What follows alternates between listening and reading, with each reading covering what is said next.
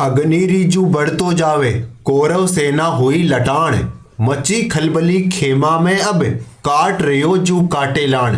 Hello दोस्तों, जिस प्रकार युद्ध में अभिमन्यु कौरवों की सेना को इस प्रकार काट रहा है जैसे कोई किसान अपने खेत में लावणी कर रहा है, कड़ब काट रहा है, उस प्रकार से काट रहा है, ठीक उसी प्रकार आप लोगों को भी अब अपनी तैयारी को बूस्ट करने के लिए विभिन्न प्रश्न लगातार इस प्रकार पढ़ते जाना है जैसे कोई लावणी कर रहे हैं। चलिए दोस्तों, शुरू करते हैं एसएसटी स्टूडेंट्स के लिए पेपर नंबर 9। पहला प्रश्न, दक्षिण अमेरिका में निम्न में से किस देश को होकर मकर रेखा नहीं गुजरती? मकर रेखा किस देश से नहीं गुजरती? चिली, बोलिविया, पराग्वे या ब्राजील? कहां से नहीं गुजरती दक्षिण अमेरिका में? तो इसका आंसर क्या होगा? जो बोलिविया है वहां से मकर रेखा नहीं गुजरती। मकर रेखा कौन कौन से देशों से गुजरती है देख लेते एक बार। तो Brazil, Paraguay, Argentina, Chile, Australia, Madagascar, Mozambique, दक्षिण अफ्रीका, बोत्सवाना और नामीबिया, इन देशों से मकर रेखा गुजरती है। लेकिन ये तो ऊपर से निकल गया, हमें इनको थोड़ा बारीकी से देखना है तो मैप में देखना पड़ेगा। तो ये हमारे सामने वर्ल्ड का मैप आ गया है और हम शुरुआत कहां से करेंगे? हमारे प्रश्न के अकॉर्डिंग हम दक्षिणी अमेरिका से शुरुआत करेंगे। तो कौन कौन से देश से गुजर रही है? तो सबसे पहले तो देखो ब्राजील से गुजर रही है। कहां पे ब्राजील? तो ये ब्राजील हो गया। मकर रेखा गुजर रही है ना, ये वाली जो रेखा दिख रही है ये कौन सी ये रेखा है? ये मकर रेखा है। कौन सी रेखा? ये वाली जो रेखा है, मैं सीधा शायद नहीं निकाल पा रहा हूं इसको। तो ब्राजील से गुजर रही है, उसके बाद में पराग्वे से गुजर रही है, उसके बाद में देखो अर्जेंटीना से भी गुजर रही है, ये वाला अर्जेंटीना देश है ना, इससे भी गुजर रही है, उसके बाद में चिली से गुजर रही है। तो ब्राजील, पराग्वे, अर्जेंटीना और चिली। उसके बाद में देखो एक ऑस्ट्रेलिया से गुजर रही है, ऑस्ट्रेलिया से भी गुजर रही है। इसके बाद में मेडागास्कर, मेडागास्कर कहाँ है? तो ये दक्षिण अफ्रीका के भाग है बाकी देश। तो ये यहाँ पे है मेडागास्कर, इस मेडागास्कर से गुजर रही है। उसके बाद में मोजाम्बिक, तो मेडागास्कर से हम थोड़ा नीचे देखेंगे तो हमें कौन सा देश दिखेगा? मोजाम्बिक देश दिखेगा। और ये हमारे सामने मोजाम्बिक देश है, इससे भी मकर रेखा गुजर रही है। उसके बाद में साउथ अफ्रीका, साउथ अफ्रीका से भी थोड़ा सा हिस्सा है जो इसका नॉर्दर्न पार्ट है साउथ अफ्रीका का, वहां से भी मकर रेखा देखो गुजर रही है। ये वाला देश जो दिख रहा है ना, ये साउथ अफ्रीका है और इसके नॉर्दर्न पार्ट से मकर रेखा गुजर रही है। इसका मतलब साउथ अफ्रीका से भी मकर रेखा गुजर रही है। उसके बाद में जो बोत्सवाना देश है साउथ अफ्रीका से थोड़ा सा ऊपर, वो कौन सा है? बोत्सवाना देश, वहां से मकर रेखा गुजर रही है। एक देश रह गया, कौन सा? नामीबिया, वहां से भी मकर रेखा गुजर रही है। तो अफ्रीका के कौन कौन से देश है? मेडागास्कर, मोजाम्बिक, दक्षिण अफ्रीका, बोत्सवाना और नामीबिया, यानी जो दक्षिण अफ्रीका का दक्षिणी पार्ट है उधर से मकर रेखा गुजर रही है। एक ऑस्ट्रेलिया से गुजर रही है और दक्षिण अमेरिका के ब्राजील, पराग्वे, चिली और अर्जेंटीना देशों से गुजर रही है। लेकिन देखो बोलिविया से नहीं गुजर रही। बोलिविया कहां पे है? ये बोलिविया यहां पे है, ठीक है। ये अर्जेंटीना से लेकिन मकर रेखा से थोड़ा सा ही ऊपर है, लेकिन इससे मकर रेखा नहीं गुजर रही है। अगले प्रश्न पे चलते हैं। ऋतु में परिवर्तन पृथ्वी की कौन सी गति के कारण होता है? हम बात कर रहे हैं ऋतु परिवर्तन की। जैसे दिन रात किस कारण होते हैं? तो वो पृथ्वी की कौन सी गति से होते हैं। और ऋतु में परिवर्तन कौन सी गति से होता है? तो घूर्णन, परिक्रमण, गुरुत्वाकर्षण या घर्षण। जो पृथ्वी की परिक्रमण गति है उसके कारण ऋतु में परिवर्तन होता है, साल का परिवर्तन होता है। और पृथ्वी की जो दैनिक गति है यानी घूर्णन गति है उससे दिन रात होते हैं। तो हमारे सामने जो चित्र है उसमें ऋतु परिवर्तन को समझाने का प्रयास किया गया है। तो जैसे हमें पता है जो हमारी अर्थ है, जो हमारी भूमि है, जो हमारी धरती माता है, ये टिल्टेड है, थोड़ी सी टिल्टेड मतलब थोड़ी सी झुकी हुई है। कितनी? 23.5 डिग्री झुकी हुई है। तो इसमें क्या होता है, जो इसका एक पार्ट है ना वो तो सूरज के सामने रहता है ऐसे, फिर अगली बार जैसे टिल्टेड हो जाएगी ना तो ये वाला पार्ट इधर से इधर हो जाएगा। तो इससे क्या, एक बार तो सूरज के पास में वाला हिस्सा ये रहेगा और ये वाला हिस्सा थोड़ा दूर हो जाएगा। और दूसरी बार क्या होगा, सूरज के पास ये वाला हिस्सा तो पास में हो जाएगा और ये वाला हिस्सा दूर हो जाएगा। तो एक बार जैसे हम देखते हैं जो कर्क रेखा पे सर्दी होती है तब मकर रेखा पे गर्मी होती है, उसी प्रकार जब मकर रेखा पे गर्मी होती है तो कर्क रेखा पे सर्दी होती है। इस प्रकार रिवर्स चलता रहता है क्योंकि पृथ्वी थोड़ी टिल्टेड है, थोड़ी झुकी हुई है, ठीक है ना। और हमारा प्रश्न क्या था? ऋतु में परिवर्तन पृथ्वी की कौन सी गति से होता है? तो हमारा आंसर क्या होगा? ये परिक्रमण गति से ऋतु में परिवर्तन होता है। अगले प्रश्न में चलते हैं। प्रदीप्ति व्रत किसे कहते हैं? प्रदीप्ति व्रत किसे कहते हैं? वह व्रत जो तापमान को विभाजित करता है, ग्लोब का वह व्रत जिसके कारण किसी स्थान की सही स्थिति ज्ञात की जाती है, या ग्लोब का वह व्रत जो दिन और रात को विभाजित करता है, या इनमें से कोई नहीं। तो हमारा आंसर क्या होगा? प्रदीप्ति व्रत यानी इल्यूमिनेशन, सर्किल ऑफ इल्यूमिनेशन किसे कहते हैं? तो हमारा आंसर है ऑप्शन सी, यानी वह वृत्त जो ग्लोब पर दिन और रात को विभाजित करता है। कैसे समझते हैं एक बार। हमारी पृथ्वी ऐसे है और हमें पता है कि हमारी पृथ्वी में आधे हिस्से पे दिन होता है और आधे हिस्से पे रात होता है। क्यों? क्योंकि पृथ्वी के सूरज के सामने पृथ्वी गोल है और इसका एक हिस्सा यहाँ पता है, तो जो सामने वाला हिस्सा है वहां तो दिन हो जाएगा। ये जैसे मान लो यहाँ पे है सूरज, है ना, यहाँ से पृथ्वी पर रोशनी पड़ रही है, तो इस एरिया में तो मतलब रोशनी पड़ रही है और इधर है अंधेरा। तो ये जो यहाँ पे जो व्रत बन रहा है ना, ये वाला जहां से अंधेरा, इधर देखेंगे तो अंधेरा, इधर देखेंगे तो मतलब मारवाड़ी में क्या कहते हैं, चानना, यानी अंधेरा और चानना जिस व्रत से निकलते हैं, मतलब इधर चानना इधर अंधेरा, तो ये जो व्रत होगा ना, इसे हम क्या कहेंगे? इसे कहेंगे सर्किल ऑफ इल्यूमिनेशन कहेंगे। क्या कहेंगे? सर्किल ऑफ इल्यूमिनेशन, या हिंदी में क्या कहेंगे? प्रदीप्ति व्रत कहेंगे। ठीक है ना। अगले प्रश्न में चलते हैं। नीचे दिए खतरों को ध्यानपूर्वक पढ़ना है। बाकी खतन तो हम वैसे भी ध्यानपूर्वक पढ़ते हैं, तो ये कह रहा है तो कुछ ज्यादा ध्यान दे लेते हैं। क्या कह रहा है? किसी एक मंडल के बारे में बताया गया है। पृथ्वी की स्तर है ना, क्षोभ मंडल, समताप मंडल, ओजोन मंडल, आयन मंडल, बहिर्मंडल। तो हमें एक मंडल की विशेषता दे रखी और हमें बताना है कि ये किससे संबंधित है। इसमें कह रहा है पहला कथन, इस संस्तर में यानी इस मंडल में धूल कण और जलवाष्प मौजूद होते हैं। पहला कथन। दूसरा कह रहा है मौसम परिवर्तन होता है यहाँ पे। ठीक है। तीसरा कह रहा है जैविक क्रिया के लिए ये वाला जो मंडल है सबसे ज्यादा महत्वपूर्ण है। तो किसकी बात कर रहे हैं? तो हमें स्पष्ट हो गया पहली बात से, धूलकण और जलवाष्प से। क्योंकि कहाँ होते हैं ये? अपने क्षोभ मंडल में होते हैं। कौन से मंडल में? क्षोभ मंडल में होते हैं। क्षोभ मंडल की विशेषता क्या है? धूलकण और जलवाष्प मौजूद रहते हैं। ठीक है। उसके बाद में दूसरी बात क्या है? मौसम परिवर्तन भी यहीं पे होता है, क्योंकि देखो वायुयान समताप मंडल में उड़ते हैं, ये हमारा क्षोभ मंडल है। ठीक है ना। वायुयान समताप मंडल में रहते हैं क्योंकि यहाँ पे मौसमी वाली घटनाएं नहीं होती। क्षोभ मंडल में वो घटनाएं होती है, तो इससे ऊपर वाले संस्तर में वायुयान उड़ते हैं। इसका मतलब क्या है? क्षोभ मंडल में मौसम परिवर्तन होते हैं, तो इसका मतलब दूसरा कथन भी क्षोभ मंडल से संबंधित है। और तीसरा कह रहा है जैविक क्रिया के लिए यह संस्तर सबसे महत्वपूर्ण है। तो मतलब वायुमंडल का ज्यादातर हिस्सा कौन से मंडल में है? तो ये कह सकते हैं क्षोभ मंडल में है। और वायुमंडल पृथ्वी पे जीवन के लिए विशेष तौर पे आवश्यक है। तो इसका संबंध किससे हो जाएगा? इन तीनों ही कथनों का संबंध ये किसको इंगित कर रहे हैं? एक क्षोभ मंडल को इंगित कर रहे हैं। ठीक है। और हमारे सामने जो पृथ्वी के संस्तर है वो किस प्रकार से विभाजित किए गए वायुमंडल के भाग? तो सबसे नीचे क्षोभ मंडल है, उसके थोड़ा ऊपर चलेंगे तो समताप मंडल आएगा, उसके बाद में मध्य मंडल आएगा, फिर आयन मंडल आएगा और फिर बहिर्मंडल हो जाएगा, फिर अंतरिक्ष शुरू हो जाएगा। और अंतरिक्ष कहां तक जाता है? अंतरिक्ष तो अनंत है भाई। ठीक है।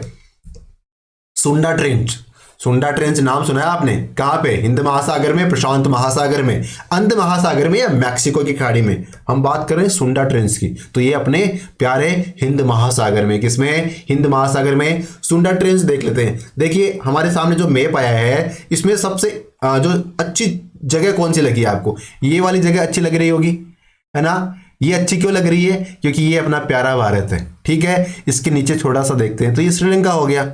ठीक है। और इसके अगर हम इधर पूर्वी भाग में देखते हैं तो यहां पे हमें पता है कौन सा देश है? इंडोनेशिया।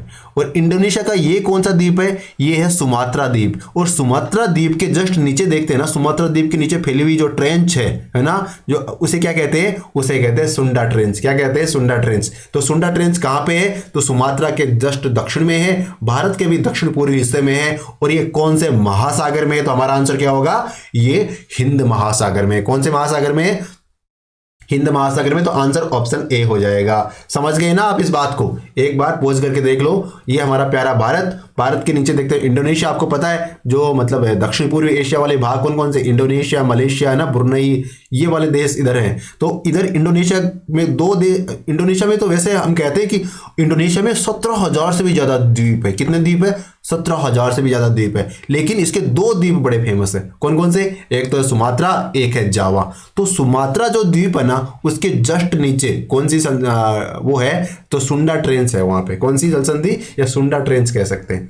किस महासागर की प्रमुख विशेषता प्रवाल भित्ति है? यानी जो प्रवाल भित्ति है ना वो कौन से महासागर में ज्यादा तौर पर पाई जाती है? वैसे तो जो अपना लक्षद्वीप है वो भी प्रवाल भित्ति से बना हुआ है, यानी मूंगे से बना हुआ है। यानी एक जीव से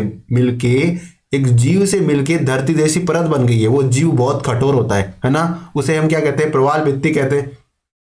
तो कौन से महासागर में बहुत ज्यादा मात्रा में? अटलांटिक, प्रशांत, हिंद महासागर या आर्कटिक? तो हमारा आंसर होगा जो प्रशांत महासागर है ना, उसकी विशेषता प्रवाल भित्ति है। हमें देखो एक आपने नाम सुना होगा इंटरेस्टिंग, क्या नाम है? ग्रेट बैरियर रीफ का नाम सुना होगा। ग्रेट बैरियर रीफ कहाँ पे है? ये अपने ऑस्ट्रेलिया है ना, ऑस्ट्रेलिया इसके उत्तर पूर्वी भाग में है ना। ऑस्ट्रेलिया जो महाद्वीप है उसके उत्तरी पूर्वी भाग में, यहाँ पे मतलब काफी बड़ी मात्रा में ये ग्रेट बैरियर रीफ है। मतलब ये कह सकते हैं ग्रेट बैरियर रीफ कहाँ पे, तो आपको ये मैप दिख रहा है ना, इस मैप के सहारे सहारे जैसे ये लाइन बनाई हुई है पर्पल कलर की, इसके सहारे सहारे ग्रेट बैरियर रीफ है ना। और ये विश्व की संपदा मानी जाती है एक तरीके से, और ऑस्ट्रेलिया महाद्वीप में, और ऑस्ट्रेलिया महाद्वीप का हमें पता है इसके जो पश्चिमी साइड में वहां तो इंडियन ओशन है, अपना प्यारा हिंद महासागर है, और इसके जो पूर्वी साइड में कौन सा महासागर है? पैसिफिक ओशन या प्रशांत महासागर है। ठीक है, अगले प्रश्न पे चलते हैं। डोवर जल संधि ये किसको किससे जोड़ती है? बाल्टिक सागर को बोथानिया की खाड़ी, बिस्के की खाड़ी, इंग्लिश चैनल उत्तरी सागर, और या सेल्टिक सागर और आयरिश सागर? तो इसका आंसर क्या होगा? डोवर जल संधि। डोवर जल संधि होते ही दो देशों का नाम हमारे माइंड में आता है। कौन कौन से? वो देश जो कभी भारत पे अपना वर्चस्व स्थापित करने के लिए आपस में भारत में लड़ रहे थे। मतलब देश हमारा, और मतलब हमारे ऊपर सत्ता स्थापित करने की लड़ाई इंग्लैंड और फ्रांस में चल रही है। गजबी बात है, मतलब समझने वाली बात है ना। तो डोवर जल संधि कहां पे? तो ये तो रहा इंग्लैंड। कौन सा?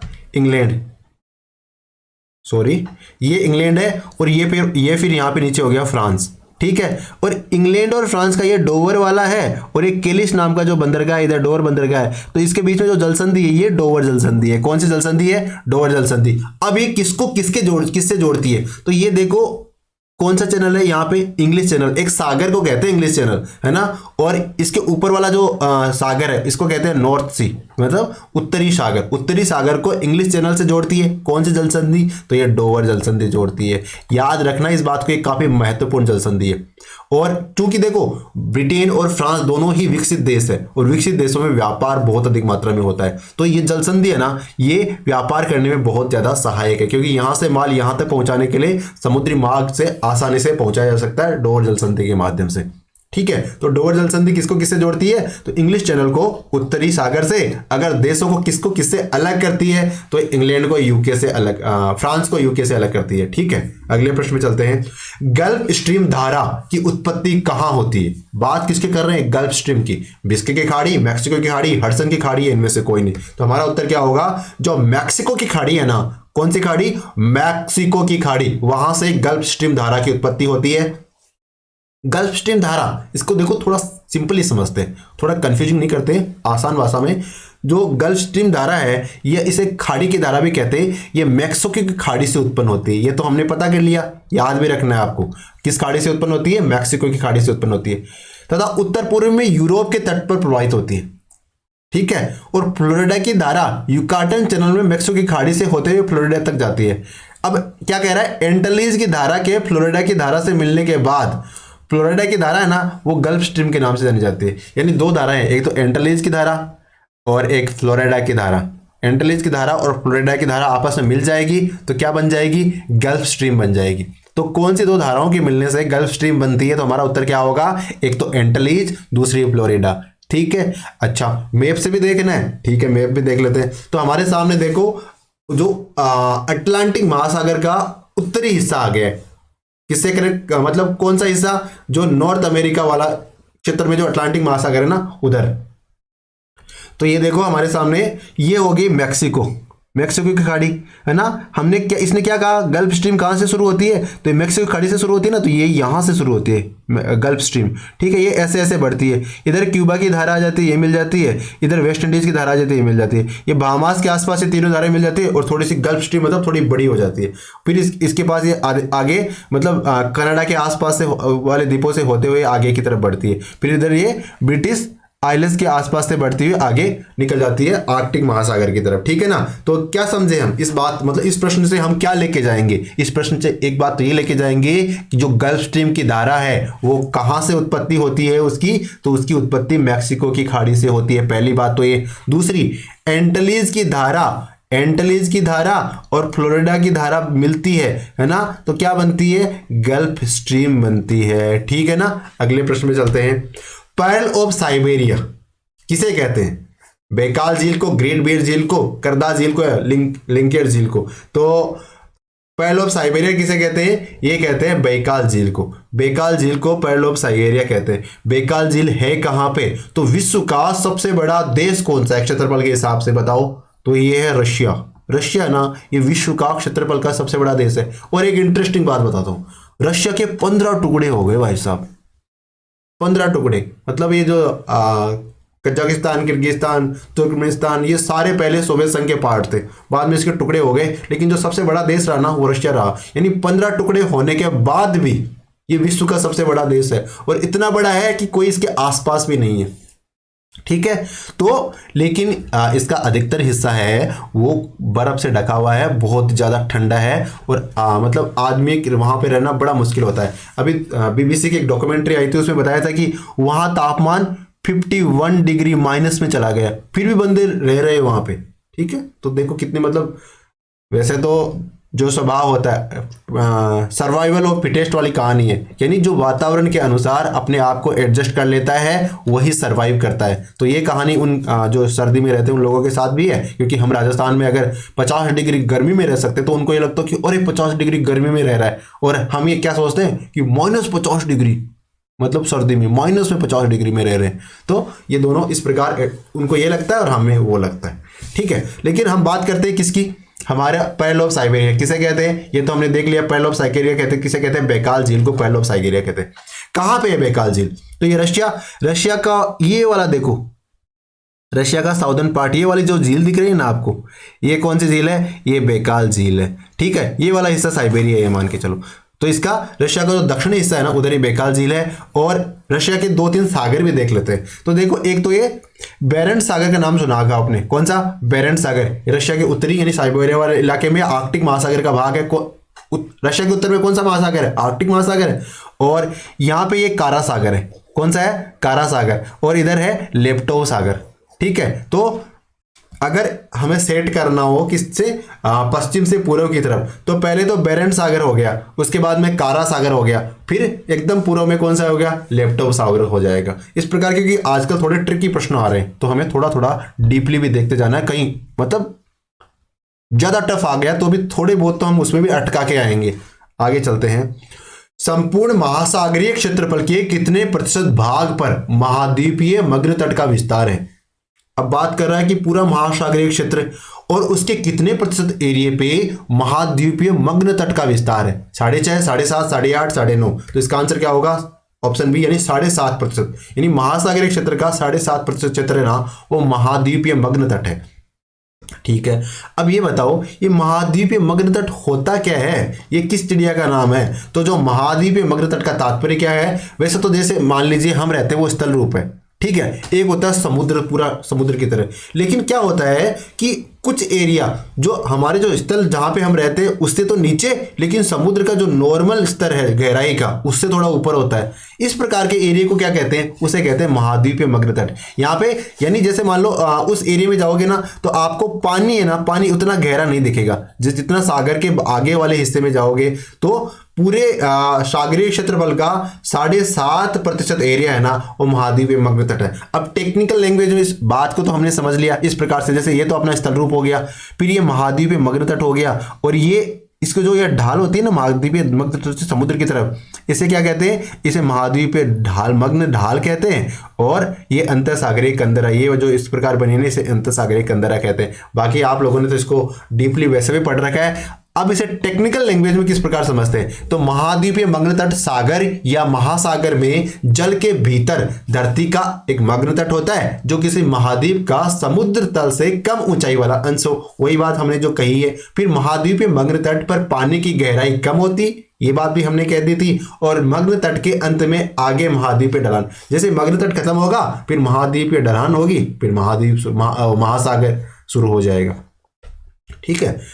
तो उम्मीद है आपको ये चीजें समझ आ रही है। ठीक है ना।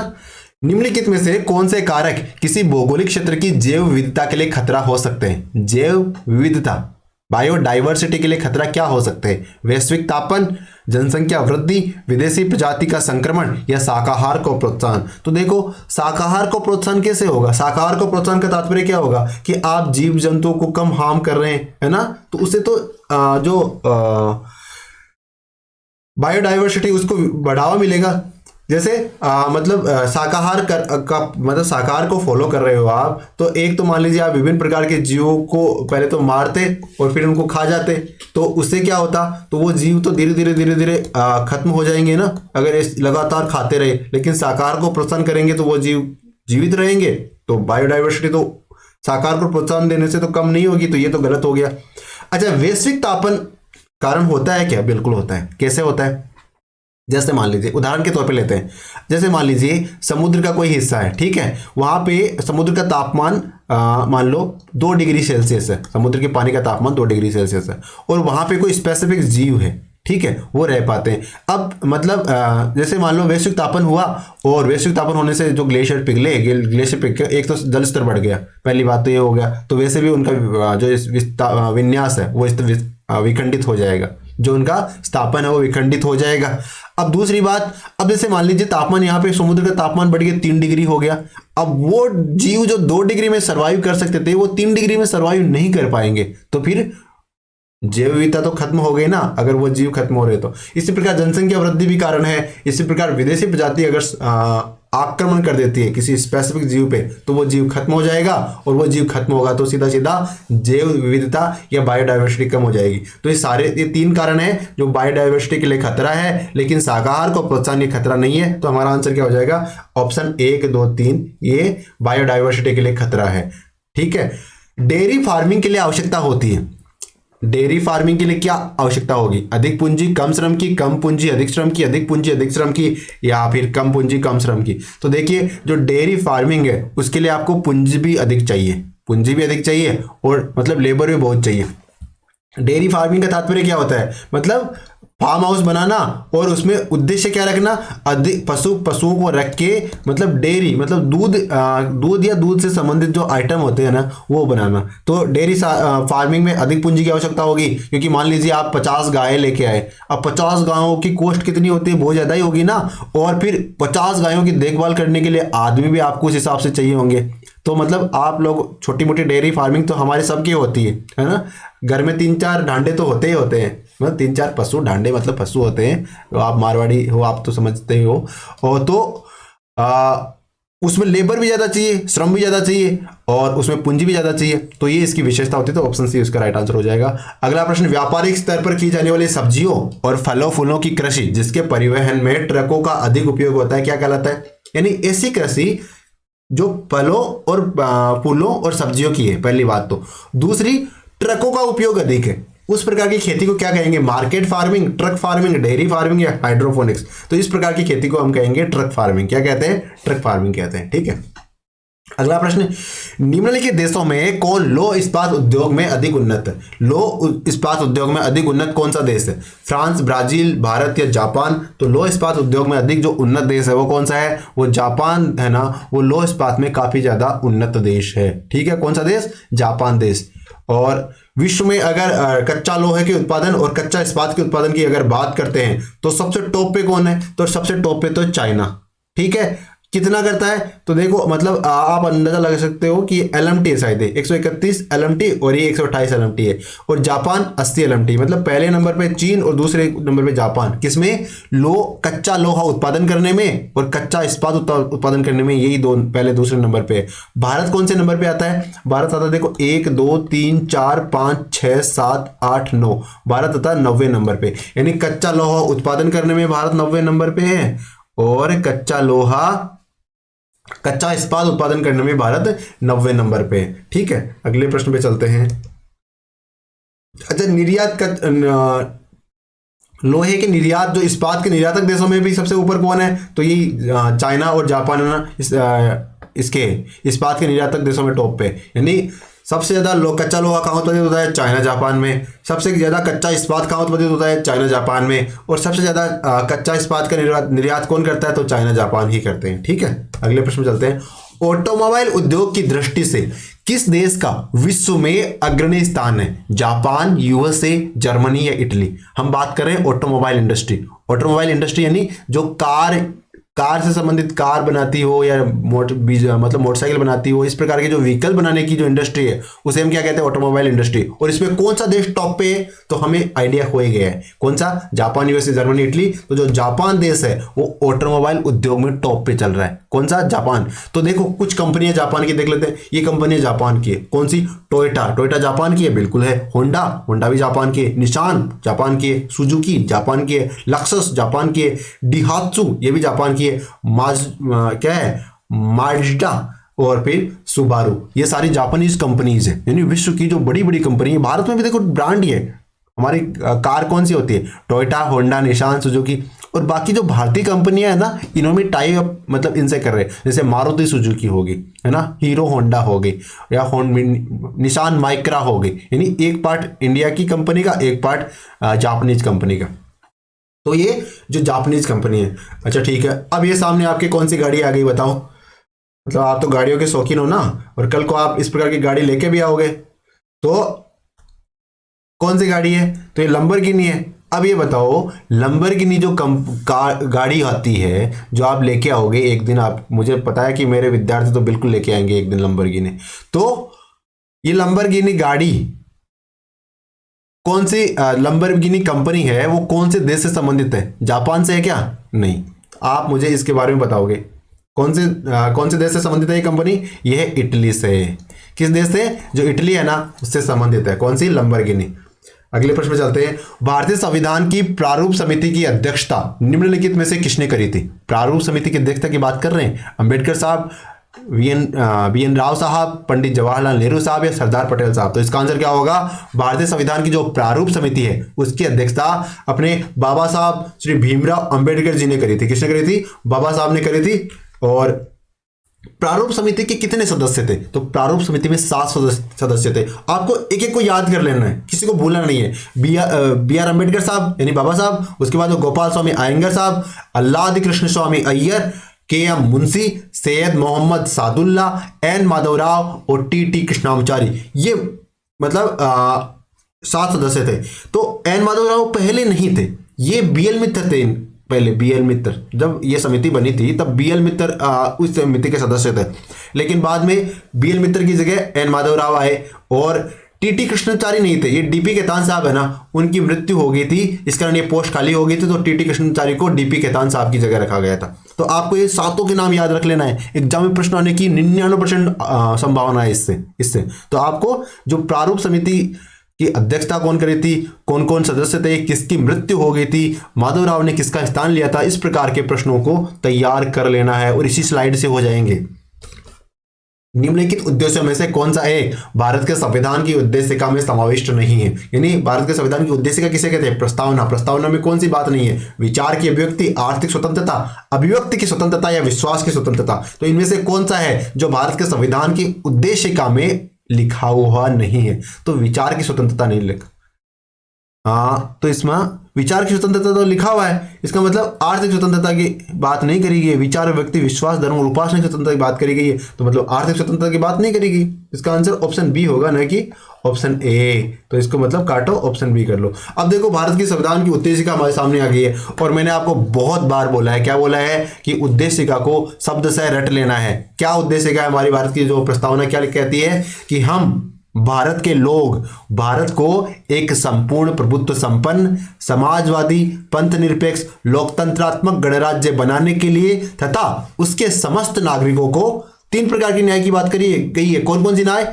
देखो, सामाजिक, आर्थिक और राजनीतिक न्याय। किस प्रकार की, कौन कौन सी न्याय की बात करी गई है? सामाजिक, आर्थिक और राजनीतिक न्याय। और 5 प्रकार की स्वतंत्रता की बात करी गई है। कौन कौन सी स्वतंत्रता? विचार, अभिव्यक्ति, विश्वास, धर्म और उपासना। कौन कौन सी स्वतंत्रता है? विचार, अभिव्यक्ति, विश्वास, धर्म और उपासना। तो इसमें देखो किस प्रकार की स्वतंत्रता, आर्थिक स्वतंत्रता की बात नहीं करी गई है ना, तो इसका आंसर ऑप्शन बी निकल के आ जाएगा। इस प्रकार हमें रट के रखना है इन चीजों को। फिर समता की बात करी गई है। किस प्रकार की समता की? प्रतिष्ठा और अवसर की समता की बात करी गई है।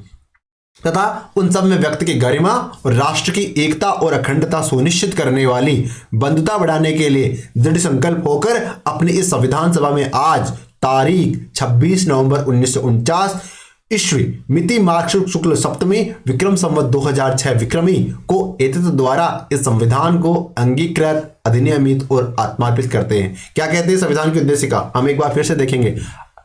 आपको दिन में 2 बार इसको पढ़ना है, ठीक है ना, तो याद हो जाएगी। हम भारत के लोग भारत को एक संपूर्ण प्रभुत्व संपन्न समाजवादी पंथ निरपेक्ष लोकतंत्रात्मक गणराज्य बनाने के लिए तथा उसके समस्त नागरिकों को सामाजिक, आर्थिक, राजनीतिक न्याय, विचार अभिव्यक्ति, विश्वास, धर्म और उपासना की स्वतंत्रता, प्रतिष्ठा और अवसर की क्षमता प्राप्त कराने के लिए तथा उन सब में व्यक्ति की गरिमा और राष्ट्र की एकता और अखंडता सुनिश्चित करने वाली बंधुता बढ़ाने के लिए दृढ़ संकल्प होकर अपनी इस संविधान सभा में आज तारीख 26 नवंबर 1949 मिति मार्च शुक्ल सप्तमी विक्रम संवत 2006 विक्रमी को एतत् द्वारा इस संविधान को क्या क्या क्या करते हैं, अंगीकृत, अधिनियमित और आत्मार्पित। यानी संविधान अंगीकृत, अधिनियमित और आत्मार्पित कब किया गया, तो ये 26 नवंबर 1949 को किया गया। अगले प्रश्न में चलते हैं। न्यायिक पुनर्विलोकन की शक्ति किन अनुच्छेदों में दी गई है। न्यायिक पुनर्विलोकन का मतलब क्या होता है कि मतलब कोई भी कार्य किया उसका विलोकन करना, मतलब जैसे मान लीजिए अपनी विधायिका ने कोई कानून बनाया तो उसका देखना कि ये संविधान सम्मत है या नहीं, ये न्यायालय के पास में शक्ति है ना। ये कौन से अनुच्छेद में दे रखी है, 13, 226, 236। तो इसका आंसर देख लेते हैं। तो इसका आंसर होगा ऑप्शन सी, यानी ऑप्शन डी, आर्टिकल 13 में, आर्टिकल 32 में और आर्टिकल 226 में। आर्टिकल 32 का क्या है, संवैधानिक उपचारों का अधिकार, और 226 इसके तहत हाईकोर्ट को यह अधिकार दे रखा है कि कोई भी अगर कार्य ऐसा होता है जो संविधान के मौलिक अधिकारों का उल्लंघन करता है तो कोई व्यक्ति सीधा आर्टिकल 32 के तहत तो सुप्रीम कोर्ट में जा सकता है और आर्टिकल 226 के तहत हाई कोर्ट में जा सकता है। और आर्टिकल 13 क्या कहता है, आर्टिकल 13 कहता है कि राज्य के नागरिकों के विरुद्ध को मूल अधिकारों के संरक्षण की गारंटी देता है। आर्टिकल 13 भी दे रहा है, देखो गारंटी 13 दे रहा है, 32 दे रहा है, 226 दे रहा है। यदि राज्य द्वारा कोई ऐसी विधि बनाई जाती है जो मूल अधिकारों का उल्लंघन करती है, यानी राज्य कोई ऐसा कानून बना ले जो व्यक्ति के मूल अधिकारों का उल्लंघन करता है, तो न्यायालय का क्या क्या पावर है, तो न्यायालय कहेगा कि भाई जो विधायिका है कि आपको इसे वॉइड करना पड़ेगा, उसे वो वॉइड, न्यायालय वॉइड घोषित कर देता है, जीरो घोषित कर देता है। और तो इसके द्वारा न्यायालय विधियों की संवैधानिकता की जांच करता है। वो चेक करता है कि अगर कोई चीज संविधान सम्मत है तब तो ठीक है, अगर संविधान सम्मत नहीं है तो उसे न्यायालय जीरो घोषित कर देगा उस विधि को। राज्य के नीति निर्देशक तत्वों के बारे में कथन दे रखे और हमें इनको देखना है। ये तत्व देश के सामाजिक आर्थिक लोकतंत्र की व्याख्या करते हैं। सामाजिक आर्थिक लोकतंत्र की व्याख्या करते हैं क्या, इन तत्वों में अंतर्विष्ट उपबंध किसी न्यायालय द्वारा परिवर्तनीय नहीं है। तो कौन सा कथन सत्य है, तो इसमें न्यायालय द्वारा परिवर्तनीय नहीं है तो कथन सत्य है। और सामाजिक आर्थिक लोकतंत्र की व्याख्या करते हैं, ये भी सत्य है। मतलब क्या कहते हैं जो नीति निर्देशक तत्व, वो कहते हैं कि ये कुछ मॉडल कार्य है जो किसी अच्छी सरकार को करने चाहिए। ये अभी क्योंकि मौलिक अधिकार में नहीं किया गया है क्योंकि सरकार इतनी शक्तिशाली नहीं है, इतनी मतलब क्षमता नहीं थी उस समय सरकार की। तो जो भी अच्छी सरकार होगी धीरे धीरे क्या करेगी, जो मौलिक जो नीति निर्देशक तत्वों में चीजें दे रखी है उनको व्यक्ति के अधिकारों में परिवर्तित करती जाएगी। तो जो नीति निर्देशक तत्व है उनको न्यायालय में परिवर्तन नहीं करवाया नहीं जा सकता। मतलब आप कोई अगर नीति निर्देशक तत्वों में लिखा हुआ है कि सरकार को ऐसा करना चाहिए, लेकिन अगर सरकार ऐसा नहीं करती है तो आप इसके लिए न्यायालय में नहीं जा सकते। लेकिन मूल अधिकारों में जो कह रखा है वो अगर सरकार नहीं करती है तो आप सीधे न्यायालय में जा सकते हो और न्यायालय उसको इफेक्टिव करवाएगा और आपको आपका हक मिलेगा। लेकिन नीति निर्देशक तत्वों में ऐसा नहीं है, ठीक है।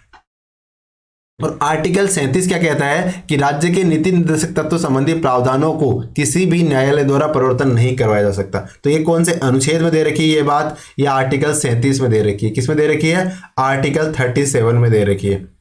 और इसमें निहित सिद्धांत शासन व्यवस्था में मौलिक प्रकृति के होते हैं और मौलिक अधिकार न्यायालय में परिवर्तन के योग्य होते हैं। हम सब विदित है इस बारे में। अगले प्रश्न चलते हैं। किस समिति की अनुशंसा के आधार पर अधिकारों के साथ संविधान में मूल कर्तव्य भी शामिल किए गए, यानी वो कौन सी समिति थी जिसने मूल कर्तव्य शामिल करने को रिकमेंड किया था? बलवंत राय समिति, सरदार स्वर्ण सिंह समिति, अशोक सिंह समिति, अशोक मेहता समिति। तो इसका आंसर होगा ऑप्शन बी। जो सरदार स्वर्ण सिंह समिति थी ना, इन्होंने रिकमेंड किए थे कि ये मूल कर्तव्य होने चाहिए और सरकार ने बाद में संविधान में इसको शामिल कर दिया गया। कौन सा आर्टिकल है? Article 51A। और ये कब गठित की गई थी? तो ये कमेटी है ना सरदार स्वर्ण सिंह समिति, ये 1976 में गठित की गई थी। और इसमें कौन कौन सदस्य थे? ये बहुत महत्वपूर्ण प्रश्न है, थोड़ा डीप प्रश्न है लेकिन फिर भी महत्वपूर्ण है। ये मई 1976 में गठित की गई थी। और इसमें जो सभापति थे, कितने सदस्य थे? तो इसमें देखो 11 तो ये सदस्य हो गए, एक स्वर्ण सिंह जी हो गए, तो टोटल 12 सदस्य थे। तो सभापति तो इसके हेड तो स्वर्ण सिंह जी थे जिनके नाम पे समिति बनी है। और इसके सदस्य कितने थे? तो AR अंतुले साहब थे, ये सदस्य सचिव थे। इसके बाद रे साहब थे, पटेल साहब थे, गोखले थे, सैयद मोहम्मद थे, गोडगिल थे, स्टीफन थे, DP सिंह थे, गोस्वामी थे, साठे थे और मुखर्जी थे। एक बार ध्यान से देख लेना है, और एग्जाम में प्रश्न आता है तो थोड़ा बाद में आइडिया इधर उधर लगा लोगों के, इसको सही करना है। भारत के राष्ट्रपति को उसके पद से हटाया जा सकता है। राष्ट्रपति साहब को पद से कैसे हटा सकते हैं? प्रधानमंत्री हटा सकते हैं, लोकसभा के द्वारा हटाया जा सकता है, मुख्य न्यायाधीश हटा सकते हैं, या संसद द्वारा हटाया जा सकता है। तो देखो, राष्ट्रपति को हटाने के लिए जो शब्द प्रयोग में आता है उसे कहते हैं महाभियोग। और महाभियोग कहाँ लाया जाता है? संसद में लाया जाता है। तो राष्ट्रपति साहब को संसद के माध्यम से ही हटाया जा सकता है। तो इसका आंसर ऑप्शन डी हो जाएगा। अगला प्रश्न, भारत के राष्ट्रपति का निर्वाचन एक निर्वाचक गण द्वारा किया जाता है। उपराष्ट्रपति साहब की बात कर रहे हैं, उपराष्ट्रपति का निर्वाचन निर्वाचक गण के द्वारा किया जाता है। इसमें कौन शामिल होते हैं? संसद के दोनों सदनों के निर्वाचित सदस्य, संसद के दोनों सदनों के सभी सदस्य, राज्यसभा और राज्य विधानसभाओं के केवल निर्वाचित सदस्य, या राज्य विधानसभा केवल निर्वाचित सदस्य। तो इसका आंसर होगा ऑप्शन बी। यानी देखो, राष्ट्रपति साहब का चुनाव होता है ना, तब तो क्या होता है? राज्यसभा के निर्वाचित सदस्य, लोकसभा के निर्वाचित सदस्य प्लस विधानसभा के निर्वाचित सदस्य, ठीक है, ये तीनों वोट देते हैं। लेकिन जब उपराष्ट्रपति साहब का चुनाव होता है ना, तब सिर्फ लोकसभा और राज्यसभा के सदस्य ही वोट देते हैं। और इसमें जरूरी नहीं है कि वो निर्वाचित ही हो, अगर कोई मनोनीत सदस्य है राज्यसभा या लोकसभा में, वो भी उपराष्ट्रपति साहब के चुनाव में वोट दे सकते हैं। यानी संसद के जितने भी सदस्य हैं, सांसद जितने भी हैं, वो सारे उपराष्ट्रपति साहब के चुनाव में वोट दे सकते हैं, ठीक है। और इस संबंध में जो प्रावधान किए गए वो संविधान के कौन से अनुच्छेद में किए गए? तो आर्टिकल 66 में कहा गया है कि लोकसभा और राज्यसभा दोनों के जो सदस्य होते हैं, चाहे निर्वाचित हो मनोनीत, वो वोट कर सकते हैं। और अब एक प्रश्न आप लोगों के लिए, प्रश्न क्या है? प्रश्न कुछ इस प्रकार है कि राज्यसभा का सभापति और उपसभापति उस सदन के सदस्य नहीं होते। ये बात सही है या गलत है? देखो, ध्यान से देख लेना इस बात को। मैं कह रहा हूं कि राज्यसभा के जो सभापति होते हैं वो और उपसभापति होते हैं वो राज्यसभा के सदस्य नहीं होते हैं। ये लाइन सही है या गलत है? अब आपको कमेंट बॉक्स में लिखना है। अगर इसके सपोर्ट में आप कुछ मतलब एक्सप्लेनेशन देना चाहते हो तो वो भी दे सकते हो, ठीक है। राष्ट्रपति के द्वारा सर्वोच्च न्यायालय के न्यायाधीशों की नियुक्ति की जाती है। राष्ट्रपति साहब सर्वोच्च न्यायालय के जो न्यायाधीश हैं उनकी नियुक्ति करते हैं। कैसे करते हैं? राज्यसभा द्वारा अनुमोदन किए जाने पर, लोकसभा की सलाह पर, प्रधानमंत्री की सलाह पर, या भारत के मुख्य न्यायाधीश से परामर्श करने के बाद। तो राष्ट्रपति साहब है वो सर्वोच्च न्यायालय के मुख्य न्यायाधीशों की नियुक्ति करते हैं। तो इसके लिए वो भारत के मुख्य न्यायाधीश से परामर्श करते हैं, उसके बाद में न्यायाधीशों की नियुक्ति करते हैं। और इस संबंध में प्रावधान कौन से अनुच्छेद में दे रखे हैं? तो ये देखो, आर्टिकल 124 में दे रखे हैं। किसमें? 1, 2 और 4, 1 का डबल 2, 2 का डबल 4। और ये क्या होगा? सर्वोच्च न्यायालय में न्यायाधीशों की नियुक्ति के संबंध में प्रावधान इसमें दे रखे हैं। निम्नलिखित में से कौन से मामले उच्च न्यायालय और उच्चतम न्यायालय की अधिकारिता में आते हैं? कौन से मामले जो उच्चतम न्यायालय की अधिकारिता में भी आएंगे और उच्च न्यायालय की अधिकारिता में भी आएंगे?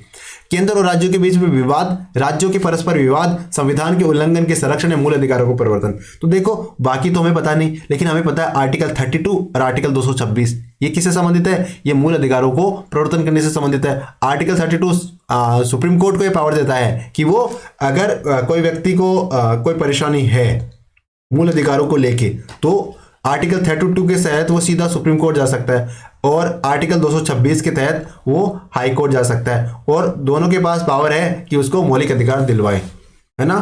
तो ये तो हो गया। तो मूल अधिकार के परिवर्तन संबंधी अधिकार तो दोनों के पास में है, लेकिन कह रहा दोनों के पास में, लेकिन जो कुछ मामले ये सिर्फ एक के पास में, जैसे केंद्र राज्यों के बीच विवाद होता है, तो केंद्र राज्य के बीच विवाद होगा ना, तो देखो कुछ मामले जो सिर्फ सुप्रीम कोर्ट में ही सुने जा सकते हैं, उसमें हाई कोर्ट में नहीं सुने जा सकते, सिर्फ सुप्रीम कोर्ट में। तो देखते हैं मौलिक, जिसे हम क्या कहते हैं, मौलिक अधिकारिता, यानी इस प्रकार के मामले होते ही सीधे सुप्रीम कोर्ट में जाओ। कौन से? आर्टिकल 131 के अंतर्गत सर्वोच्च न्यायालय के मौलिक अधिकारों का वर्णन किया गया है। कौन से अनुच्छेद में दे रखा है कि आप सीधे सुप्रीम कोर्ट आना पड़ेगा? 131 में दे रखा है। और जैसे मान लो विधि का कोई तथ्य या प्रश्न निहित है तो वो आएगा, और इसके अंदर सर्वोच्च न्यायालय के 3 तरह के मामलों की सुनवाई करता है, भारत सरकार और एक से अधिक राज्यों के बीच के विवाद, तो ये हो गया। तो ये केंद्र और राज्य के बीच विवाद वाली बात होगी ना, ये सिर्फ सुप्रीम कोर्ट के पास पावर है। और भारत और एक राज्य की सरकार के दूसरे राज्य की सरकार के बीच का विवाद, इसमें भी सुप्रीम कोर्ट में जा सकता है। और 2 से अधिक राज्यों के बीच विवाद होगा तो वो भी सुप्रीम कोर्ट के पास जा सकता है। तो ये दोनों बातें होगी। और संविधान के उल्लंघन संबंधी प्रावधान है ना, वो भी सुप्रीम कोर्ट के पास भी जा सकता है। इस प्रकार 131 किस बारे में डील करता है आर्टिकल, वो ये बता, आर्टिकल 131 या अनुच्छेद 131 ये बताता है कि कुछ मामले सिर्फ और सिर्फ सुप्रीम कोर्ट में ही सुने जा सकते हैं। वो आर्टिकल 131 में दे रखे, ये याद रखो आप। लोकसभा में किसी विधेयक पर आम बहस निम्नलिखित में से किस स्तर पे होती है, यानी आम बहस की बात होती है। लोकसभा में बहस होती है, हम देखते हैं लोकसभा चैनल, तो उसमें मतलब बहस करते हैं किसी विधेयक पर, जो हमारे सांसद होते हैं। लेकिन कब करते हैं वो बहस, विधेयक की प्रस्तुति के समय, प्रतिवेदन स्तर पर, द्वितीय वाचन में, तृतीय वाचन में। तो इसका आंसर होगा ऑप्शन सी, द्वितीय वाचन में करते हैं। देखिए क्या, जो लोकसभा में जैसे मान लीजिए कानून बनता है, ठीक है, कानून बनने से पहले वो विधेयक होता है, विधेयक पे बाद में लोकसभा में सहमति हो जाती है, राज्यसभा में सहमति हो जाती है और राष्ट्रपति साहब के साइन हो जाते हैं ना, तो ये तीनों क्या बन जाते हैं, ये मतलब उसके बाद में वो जो विधेयक था वो कानून का रूप ले लेता है, ठीक है ना। तो पहले लोकसभा और राज्यसभा और राष्ट्रपति साहब की अनुमति होने पे ही कोई विधेयक कानून का रूप लेता है, विधि का रूप लेता है। तो इसमें बहस वाला कॉन्सेप्ट कब होता है, जब इसमें क्या होता है, 3 बार वाचन होता है विधेयक का। पहली बार वाचन हो गया, फिर दूसरी बार वाचन होगा, उसके बाद में उस दूसरी बार वाचन के बाद में क्या होगा, उस पर बहस होगी, लोग उस पर वाद विवाद करेंगे संसद के अंदर, ठीक है। और तीसरे वाचन के बाद में अंतिम वाचन होता है, उसके बाद में राष्ट्रपति साहब की मतलब अगर वो पास हो जाता है तो ठीक है, बाद में राष्ट्रपति साहब की साइन करवा के इसे मतलब कानून का रूप दे दिया जाता है। अगले प्रश्न में चलते हैं। धन विधेयक से संबंधित निम्नलिखित कथनों में कौन सा सही नहीं है, यानी धन विधेयक के संबंध में कथन दे रखे हैं, हमें बताना है कि कौन सा सही नहीं है। इसे राज्यसभा में पुनर्स्थापित नहीं किया जा सकता, ये सही है क्या। यदि कोई प्रश्न उपागत होता है तो विधेयक धन विधेयक है या नहीं, अध्यक्ष का निर्णय अंतिम होगा। और धन विधेयक पर गतिरोध की स्थिति में राष्ट्रपति संसद की संयुक्त बैठक बुला सकता है। कोई धन विधेयक राष्ट्रपति की सिफारिश पर ही पुनर्स्थापित किया जाएगा, अन्यथा नहीं। तो इसका आंसर हमें क्या बताना था, गलत कथन बताना था। तो क्या होगा, कोई अगर धन विधेयक है, सही नहीं, ये वाला कथन बताना था। तो अगर कोई विधेयक धन विधेयक है ना, तो उस पर संयुक्त बैठक नहीं बुलाई जा सकती, धन विधेयक पे संयुक्त बैठक नहीं बुलाई जा सकती। यानी धन विधेयक को क्या करना पड़ेगा, जैसे मान लो धन विधेयक है तो इसे पहले लोकसभा में ही लाया जा सकता है। सबसे पहले धन विधेयक को कहाँ लाया जा सकता है, धन विधेयक को लोकसभा में लाया जा सकता है। सबसे पहले एंट्री इसकी लोकसभा में करेंगे, फिर राज्यसभा में पास तो करवाना पड़ेगा ये भी, लेकिन एंट्री सबसे पहले लोकसभा में करवाना पड़ेगा। जैसे साधारण विधेयक हो उसे लोकसभा में पहले डाल दो, चाहे राज्यसभा में पहले डाल दो, लेकिन धन विधेयक के मामले में पहले लोकसभा में ही जाएगा वो। उसके बाद में अगर कोई ऐसा विधेयक है जिसमें डाउट है कि ये धन विधेयक है कि नहीं, तो कौन डिसाइड करेगा अंतिम तौर पे कि धन विधेयक है या नहीं, तो जो लोकसभा के अध्यक्ष होते हैं ना, वो डिसाइड करते हैं इस पे कि जो विधेयक है वो धन विधेयक है या नहीं, ठीक है। ये कथन भी सत्य हो गया, ये भी सत्य हो गया। इसके बाद में अगर कोई धन विधेयक लाना है तो धन विधेयक लाने से पहले राष्ट्रपति साहब के सिग्नेचर चाहिए होंगे, ठीक है ना। जो राष्ट्रपति साहब है वो धन विधेयक लाने से पहले सिग्नेचर करेंगे, बाद में वो लोकसभा में जाएगा, फिर राज्यसभा में जाएगा, फिर राष्ट्रपति उस पर साइन कर ही देते हैं, क्योंकि उन्होंने पहले ही तो कह दिया कि आप इसे ला सकते हो, तब तो फिर उनको साइन करना ही पड़ता है। लेकिन अगर कोई विधेयक धन विधेयक है तो उसे मतलब संयुक्त बैठक उसकी नहीं बुलाई जा सकती। तो हमारा आंसर क्या हो जाएगा, संयुक्त बैठक बुलाई जा सकती है, ये कह रहा है, लेकिन हमें बताना था सही नहीं है, तो ये बुलाई नहीं जा सकती, ये वाला कथन हो जाएगा सही। संघीय मंत्री परिषद के बारे में निम्नलिखित में से कौन सा कथन सही नहीं है। हम संघीय मंत्री परिषद के बारे में बात कर रहे हैं, सही नहीं वाला कथन बताना है। फिर से मंत्री परिषद का प्रमुख प्रधानमंत्री होता है, बिल्कुल होता है। राष्ट्रपति को उनके कार्य का निष्पादन करने में मंत्री परिषद सलाह देती है, तो सही बिल्कुल देती है। और किसी परामर्श पर पुनर्विचार करने के लिए राष्ट्रपति मंत्री परिषद से कह सकते हैं। और मंत्री परिषद द्वारा दिया गया परामर्श न्यायिक समीक्षा के अधीन होता है, ये नहीं होता। नहीं, मंत्री परिषद कुछ भी कहती है ना, उसका कोई न्यायिक समीक्षा नहीं की जा सकती। बाकी तीनों कथन सत्य है। एक बार फिर से देख लेते हैं क्या क्या कहते हैं। मंत्री परिषद का जो हेड होता है वो कौन होते हैं, वो प्रधानमंत्री साहब होते हैं, आप सबको विदित है। राष्ट्रपति को उसके कार्य निष्पादन करने में मंत्री परिषद सलाह देता है, तो बिल्कुल देती है। मतलब राष्ट्रपति साहब कार्य कैसे करते हैं, जब मंत्री परिषद सलाह देंगी ना, राष्ट्रपति साहब उसी अनुसार कार्य करते हैं। एक विवेक के अनुसार कार्य होते हैं राष्ट्रपति साहब के, कुछ वो सिर्फ अपने विवेक से करते हैं, बाकी सारे कार्य मंत्री परिषद के कई अनुसार ही करना होता है, और वो मैंडेटरी होता है राष्ट्रपति साहब के लिए करना। और लेकिन राष्ट्रपति साहब को कहा कोई कार्य करना है, राष्ट्रपति साहब को लगा कि यार ये तो काम इतना सही है नहीं, तो बोले यार एक बार देख लो ऐसा करना जरूरी है क्या, तो एक बार वो कह सकते हैं ऐसा करने के लिए मंत्रिपरिषद को। लेकिन अगर बाद में मंत्रिपरिषद ने कह दिया नहीं देखो राष्ट्रपति साहब आप हम तो ऐसा ही करेंगे, तो राष्ट्रपति साहब को फिर उस पर सहमति देनी ही पड़ती है, ठीक है। लेकिन मंत्रिपरिषद ने कोई मान लो परामर्श दिया तो न्यायिक समीक्षा के अधीन नहीं होता है, नहीं होता है, नहीं होता है, ठीक है। केंद्र राज्य संबंधों के विशेष रूप से किस प्रसंग में म्युनिसिपल संबंध कहा गया, किस संबंध में म्युनिसिपल प्रसंग कहा गया है, केंद्र राज्य संबंध के बारे में, तो विधायन के क्षेत्र में, तो इसको सीधा आंसर देते हैं वित्तीय मामलों में। जो वित्तीय मामले होते हैं ना वो केंद्र के नियंत्रण के प्रसंग में इसे म्युनिसिपल संबंध कहते हैं, केंद्र राज्य के संबंध को, किसमें, वित्तीय मामलों में। भारत के संविधान की 7वीं अनुसूची में क्या अंतर्विष्ट है, भारत के संविधान की जो 7वीं अनुसूची है उसमें क्या दे रखा है, उसमें दे रखा है ऑप्शन बी संघ सूची, राज्य सूची और समवर्ती सूची के बारे में प्रावधान है ना वो 7वीं अनुसूची में दे रखे हैं। किसमें दे रखे हैं, 7वीं अनुसूची में संघ सूची, राज्य सूची और समवर्ती सूची से संबंधित प्रावधान दे रखे हैं। तो हमारे सामने जो संविधान की अनुसूची है वो आ गई है। हमारे संविधान में 12 अनुसूचियां हैं, तो देख लेते हैं क्या क्या कहती है। आपको ये चीजें रटी हुई होनी चाहिए, ये जो अनुसूची है ना ये भी रटी होनी चाहिए। पहली अनुसूची क्या कहती है, राज्य और केंद्र शासित प्रदेशों की उनके नाम और सीमाएं पहली अनुसूची में। दूसरी में वेतन भत्ते और पेंशन है। तीसरी में शपथ और प्रतिज्ञान, शपथ किसमें, तीसरी में। चौथी में राज्यसभा में सीटों का आवंटन, चौथी में। उसके बाद 5वीं में अनुसूचित और अनुसूचित जनजाति के क्षेत्रों के प्रशासन पर नियंत्रण के संबंध में। छठी असम, मेघालय, त्रिपुरा और मिजोरम के संबंध में प्रावधान करती है। 7वीं, ये बहुत महत्वपूर्ण है, 7वीं अनुसूची और संघ सूची, राज्य सूची और समवर्ती सूची के संबंध में प्रावधान करती है। 8वीं बहुत महत्वपूर्ण है, भारतीय भाषाओं के संबंध में प्रावधान करती है। 9वीं अनुसूची भूमि सुधार और जमींदारी प्रथा का उन्मूलन करती है। 10वीं बहुत महत्वपूर्ण है, दर बदल से संबंधित है। 11वीं पंचायती राज से और 12वीं नगर पालिकाओं से। ये तो आपने रट रखी है वैसे भी। अगले प्रश्न में चलते हैं।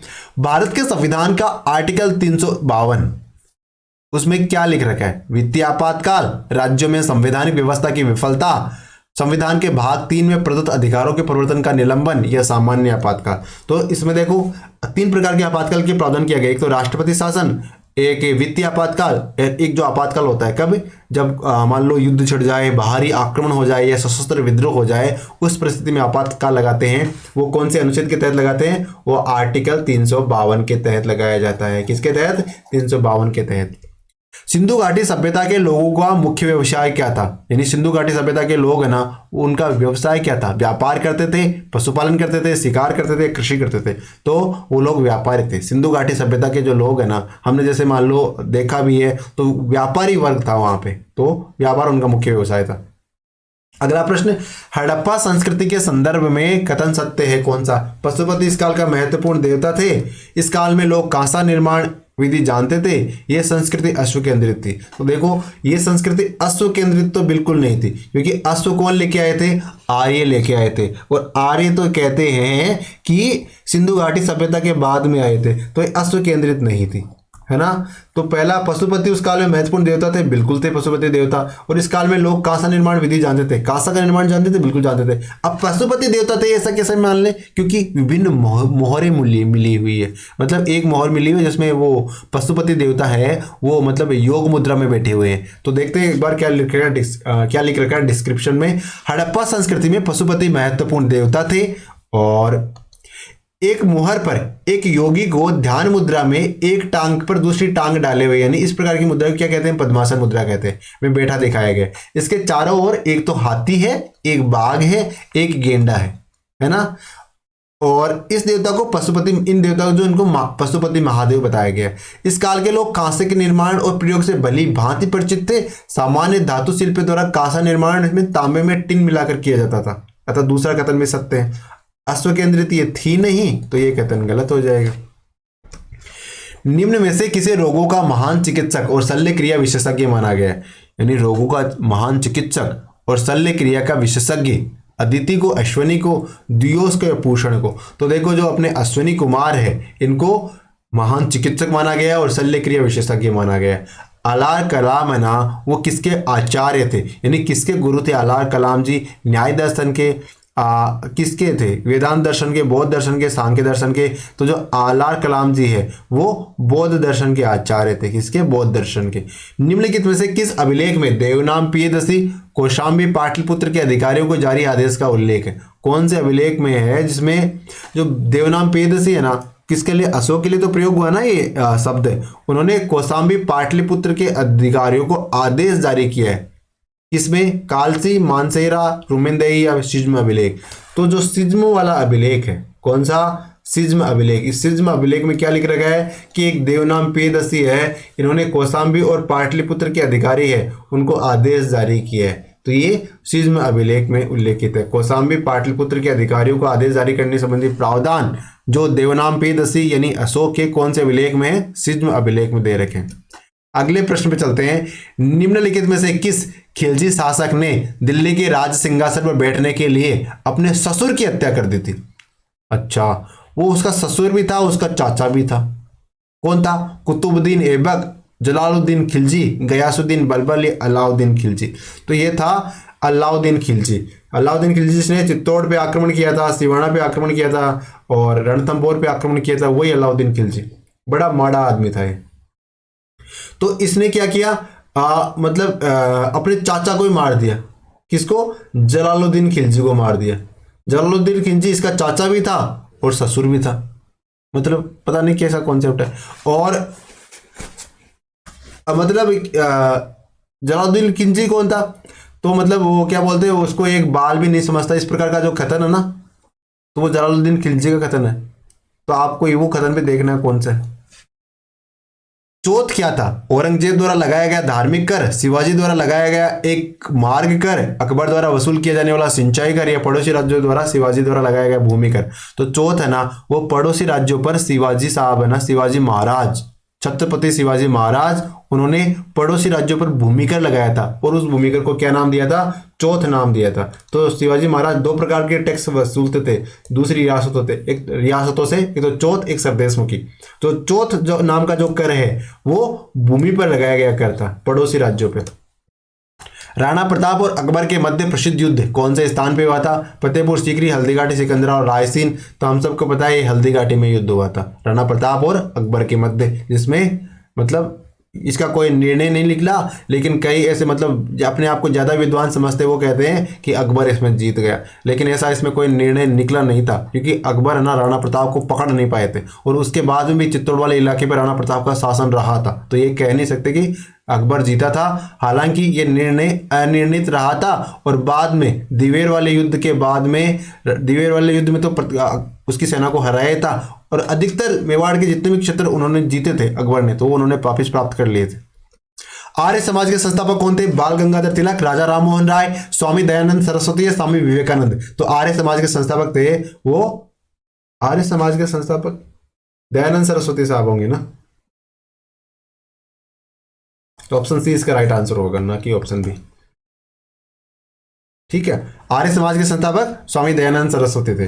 साइमन कमीशन भारत कब आया था? साइमन कमीशन है वो फरवरी 1928 में भारत आया था। कब आया था? फरवरी 1928 में भारत आया था साइमन कमीशन। गांधी जी द्वारा किस पत्रिका का संपादन किया गया? संवाद कौमुदी, अमृत बाजार पत्रिका, हरिजन और ट्रिब्यून? तो गांधी जी ने अमृत बाजार पत्रिका का संपादन किया था। बाकी गांधी जी के ऊपर हमने एक डिटेल्ड वीडियो बनाया है और गांधी टॉपिक है ना वो बहुत ज़्यादा महत्वपूर्ण है। तो आपसे रिक्वेस्ट है कि एक बार इस वीडियो को देख लो, क्योंकि एक प्रश्न गांधी से निश्चित आता है। एक प्रश्न आता है तो वो एक प्रश्न क्यों खोना? तो इसमें डिटेल बताया गया है। ये जो वीडियो हमारा, जो हमारा मूलान स्कूल यूट्यूब चैनल है, जिस चैनल पे आप देख रहे हो ये वाला वीडियो, इसी चैनल पे आपको सर्च करोगे गांधी के साथ में तो ये आपको वीडियो मिल जाएगा। बाकी आप स्क्रॉल करके भी इसे ढूंढ सकते हो। ठीक है, तो इसमें गांधी के बारे में जितनी भी महत्वपूर्ण जानकारी है वो इसमें हमने समाहित करने का प्रयास किया है। वैसे गांधी के बारे में हर जानकारी तो देखो एक वीडियो में आ नहीं सकती है, तो आपको भी पता है कितने वीडियो बना लो आ ही नहीं सकती, क्योंकि कुछ ना कुछ रह ही जाता है। फिर भी जो सबसे ज़्यादा महत्वपूर्ण चीज़ें हैं वो इसमें हमने समाहित करने का प्रयास किया है। ठीक है, उम्मीद है आप इस वीडियो को देख लोगे। वरना क्यूलर प्रेस एक्ट 1878 और आर्ट्स एक्ट 1879, ये किससे संबंधित है? लॉर्ड कर्जन से, लॉर्ड क्लाइव से, लॉर्ड लिटन से या लॉर्ड वेवेल से? तो ये देखो लॉर्ड लिटन से संबंधित है। कौन कौन से? वर्नाक्यूलर प्रेस एक्ट ये कब आया था? 1878 में आया था। और आर्ट्स एक्ट 1879 में आया था और लॉर्ड लिटन इससे संबंधित है। तो ऑप्शन सी हमारा राइट हो जाएगा। अगला प्रश्न, भारत की गरीबी को हटाने के लिए उदारवादियों ने कौन सा प्रमुख उपाय सुझाया था? यानी भारत को गरीबी से हटाने के लिए उदारवादी थे ना, उन्होंने क्या आइडिया दिया था? कुटीर उद्योगों का तेजी से विकास, आधुनिक उद्योगों का तेजी से विकास, शस्त्र निर्माण हेतु कारखानों का निर्माण, उपयुक्त में से कोई नहीं। तो इसका आंसर है ऑप्शन बी, आधुनिक उद्योगों का तेजी से विकास करना का उपाय सुझाया था किसने? उदारवादी ने। तो इसका आंसर ऑप्शन बी हो जाएगा। अगले प्रश्न चलते हैं। केंद्रीय व्यवस्थापिका में स्वराज पार्टी के नेता कौन थे? केंद्रीय व्यवस्थापिका में स्वराज पार्टी के नेता कौन थे? देशबंधु चित्तरंजन दास, कस्तूरी रंगन अय्यर, पंडित मोतीलाल नेहरू या डॉक्टर अंसारी? तो केंद्रीय व्यवस्थापिका में स्वराज पार्टी के जो नेता थे वो थे पंडित मोतीलाल नेहरू। तो देखो केंद्रीय व्यवस्थापिका में स्वराज पार्टी की स्थापना किसने करी थी? तो चित्तरंजन दास और मोतीलाल नेहरू साहब ने करी थी। केंद्रीय व्यवस्थापिका में स्वराज पार्टी के नेता कौन थे? ये चित्तरंजन दास इसका राइट आंसर होगा, ना कि मोतीलाल नेहरू। तो इसका आंसर ऑप्शन ए हो जाएगा। केंद्रीय व्यवस्थापिका में स्वराज पार्टी के नेता कौन थे? तो देशबंधु चित्तरंजन दास है, ये स्वराज पार्टी के नेता थे। किसमें? केंद्रीय व्यवस्थापिका में। तो आंसर ऑप्शन ए हो जाएगा। अगले प्रश्न चलते हैं। Lecture from Colombo to Almora किस एक के अनुनयों पर आधारित है? यानी किसके अनुभवों के आधारित है? वीर सावरकर, एनी बेसेंट, रामकृष्ण परमहंस या स्वामी विवेकानंद? तो ये जो lecture from the Colombo to Almora है ना, ये स्वामी विवेकानंद के अनुनयों पर आधारित है। ऑप्शन डी इसका राइट आंसर हो जाएगा। अगला प्रश्न, भारत में पहली भारतीय विद्युतीय अभियांत्रिकी कारखाना कहाँ पे खोला गया? बेंगलोर में, भोपाल में, हरिद्वार में, हैदराबाद में? तो पहला भारतीय विद्युतीय अभियांत्रिकी कारखाना कहाँ पे खोला गया? ये भोपाल में खोला गया। तो इसका आंसर ऑप्शन बी हो जाएगा। अगले प्रश्न पे चलते हैं। महाराष्ट्र में निम्न में से कौन सी एक फसल को श्वेत स्वर्ण यानी सफेद सोना कहते हैं? गेहूं को, मक्का को, कपास को या गन्ना को? तो इसमें से जो कपास फसल है ये सफेद निकलती है ना, इसलिए इसे क्या कहते हैं? सफेद सोना। कहाँ पे? महाराष्ट्र वाले इलाके में। अगले प्रश्न पे चलते हैं। औपचारिक काल में राष्ट्रीय आय के आंकलनकर्ताओं में शामिल थे, यानी औपनिवेशिक काल है ना कि औपचारिक काल। जब औपनिवेशिक काल था यानी इंग्लैंड का जब भारत में शासन था, तो राष्ट्रीय आय के आकलनकर्ताओं में कौन शामिल है? William Digby, Dadabhai Naoroji, Findlay Shirras या सभी? तो देखो इन सभी ने ना राष्ट्रीय आय के आकलन में योगदान दिया है। विलियम डिग्बी ने भी दिया है, दादाभाई नौरोजी ने भी दिया और फिंडले सिराज ने भी दिया। तो इसका आंसर ऑप्शन डी हो जाएगा।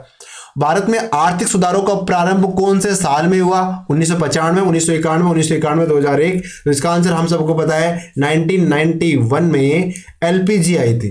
एलपीजी क्या कहते हैं? एलपीजी लिबरलाइजेशन, प्राइवेटाइजेशन और ग्लोबलाइजेशन, यानी उदारीकरण, वैश्वीकरण और निजीकरण। तो ये कब आया था? 1991 में आया था। उसमें भारत के वित्त मंत्री कौन थे? तो अपने जो बाद में प्रधानमंत्री बने मनमोहन सिंह साहब, ये उस समय भारत के वित्त मंत्री थे। प्रधानमंत्री कौन थे उस समय 1991 में? तो पीवी नरसिम्हा साहब है ना, उस समय भारत के प्रधानमंत्री थे।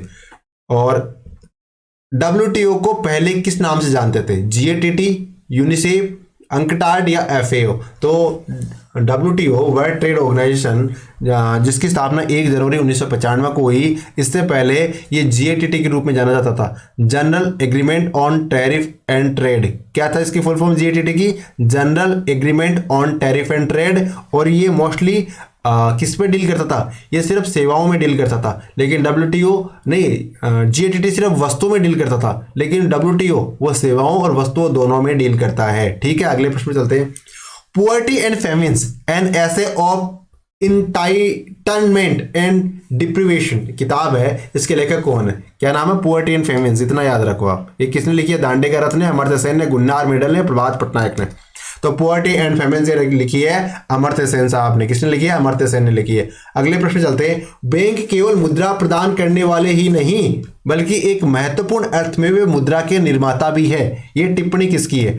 हुट्रे की, क्रोथर की, सेयर्स की, स्टैंडलर की। तो इसका आंसर है ऑप्शन सी। शेर साहब ने ये कहा कि क्या कहा है शेर साहब ने? शेर साहब कहते हैं कि बैंक है ना वो सिर्फ मुद्रा प्रदान ही नहीं करते बल्कि वो मुद्रा के निर्माता भी है, साख के सृजन करता भी है। साख के सृजन करता तो बैंक है ही, क्योंकि 100 के नोट से वो 10 लोगों को मतलब पैसा दे देते हैं। कैसे? जैसे मान लीजिए ए बी सी और डी है, ए के पास 100 का नोट था, ठीक है, इसने क्या किया, बैंक में जमा कर दिया। अब बैंक में जमा कर दिया, अब 100 का नोट बैंक के पास आ गया। अब इसने क्या किया, अपने मतलब मोबाइल बैंकिंग से वो 100 रुपये बी को ट्रांसफर कर दिए। अब वो बी के 100 रुपये मांगता है, अब बी ने क्या किया, सी को ट्रांसफर कर दिए तो सी के मांगता है, और डी को ट्रांसफर डी को मांगता है। और बैंक पैसा कहाँ पड़ता है? पैसा तो बैंक में पड़ा हुआ है। तो इस प्रकार साख के निर्माता बन गए ना बैंक। तो ये शेर साहब कहते हैं कि वो सिर्फ मुद्रा प्रदान नहीं करते, वो मुद्रा के निर्माता या साख के निर्माता भी है। सही कहना है इनका। अनुसूचित बैंकों को पंजीयन किसके पास कराना पड़ता है? यानी शेड्यूल कमर्शियल बैंक कौन होंगे, किसके पास रजिस्ट्रेशन करवाएंगे वो? तो सेबी, आरबीआई, वित्त मंत्रालय, एसबीआई। तो जो शेड्यूल्ड कमर्शियल बैंक है वो शेड्यूल्ड कब होंगे? जब वो अपना पंजीयन आरबीआई के पास करवा लेंगे, registration RBI reserve bank of India के पास करवा लेंगे। लेकिन शेड्यूल कमर्शियल बैंक बनने के लिए ऐसे ही नहीं आरबीआई हर किसी को रजिस्टर कर देगी, उसके लिए निश्चित रिक्वायरमेंट होगी, और रिक्वायरमेंट को फुलफिल करेंगे तभी उनको शेड्यूल कमर्शियल बैंक का दर्जा दिया जाएगा। तो इसका आंसर क्या हो जाएगा? ऑप्शन बी इसका राइट आंसर हो जाएगा। अगले प्रश्न में चलते हैं। जो बैंक निक्षेप बिना नोटिस के निकाले जा सकते हैं। बैंक निक्षेप का मतलब आप इसको सीधा सीधा किससे समझो? करेंसी से समझो। इसे पैसे से समझो। पैसे से समझो कहने का तात्पर्य क्या हो गया? यानी आपको पैसे निकालने हैं, ठीक है, बैंक में पैसे पड़े हैं और आप गए और पैसे निकाल ले हैंड टू हैंड, जब मर्जी क्या निकाल ले। तो इस प्रकार के खाते को क्या कहते हैं? अदाता खाता निक्षेप, सावधि निक्षेप, परिवर्ती निक्षेप या मांग निक्षेप। तो इसे कहते हैं डिमांड डिपॉजिट। डिमांड डिपॉजिट मतलब जैसे डिमांड करो और आपको पैसे मिल जाए, तो उस प्रकार के पैसे को डिमांड डिपॉजिट कहते हैं। डिमांड डिपॉजिट के खाते कौन कौन से हो गए? तो जैसे एक तो मान लीजिए आपका सेविंग अकाउंट हो गया, सेविंग अकाउंट एक करंट अकाउंट हो गया। तो सेविंग अकाउंट का मतलब क्या होता है? आप जब चाहे पैसे डाल दो, जब चाहे पैसे निकाल लो, यही तो होता है ना सेविंग अकाउंट। करंट अकाउंट का मतलब पैसे कभी भी डालो, कितनी बार भी डालो, कितनी बार भी निकालो, कोई दिक्कत नहीं है। और दूसरे क्या होते हैं? दूसरे होते हैं टाइम डिपॉजिट। टाइम डिपॉजिट मतलब एक टाइम पीरियड तक आप निकाल नहीं सकते उसको, तो उसे कहते हैं सावधि डिपॉजिट। निक्षेप का मतलब डिपॉजिट होता है। तो सावधि डिपॉजिट, जैसे मान लो आपने एफडी करवाई या आपने आरडी करवाई, तो ये क्या कहलाएंगे? ये सावधि निक्षेप, सावधि डिपॉजिट कहलाएंगे, है ना।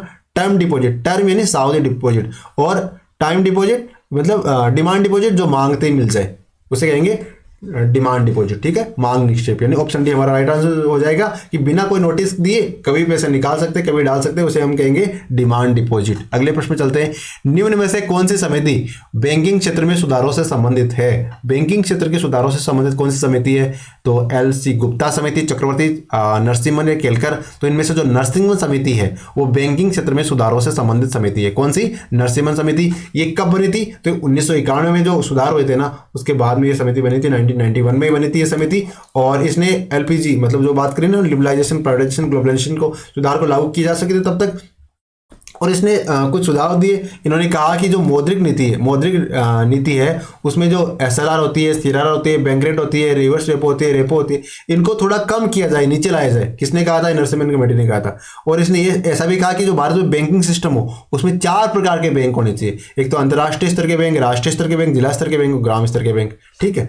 और इसमें ऐसा भी कहा, पहले क्या होता था, बैंकों की बैंक रेट डिसाइड करने की अनुमति बैंकों को खुद को नहीं थी, यानी बैंक आरबीआई द्वारा रेगुलेट बताया जाता था कि आपको इतनी रेट रखनी है। बाद में इन्होंने कहा कि बैंकों को खुद को कह दो कि आपको कितनी बैंक ब्याज मतलब ब्याज की दर कितनी रखनी है, तो बैंक खुद डिसाइड करने लग गए इसके बाद में।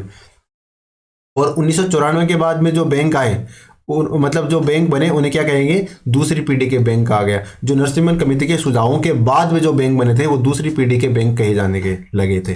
अगले प्रश्न में चलते हैं। ग्रामीण विकास मंत्रालय ने छूटे हुए योग्य परिवारों को एसएचजी से जोड़ने के अभियान को कब चलाया था? यानी जो अपना ग्रामीण विकास मंत्रालय है, इन्होंने जो एसएचजी नहीं बने हैं जिन परिवारों के, उनको कहा कि आप भी एसएचजी बनाओ। इस प्रकार का अभियान कब चलाया था? तो इस प्रकार का अभियान वैसे चलते रहते हैं रोज, लेकिन अभी लेटेस्ट में कब चलाया? तो 2022 में चलाया।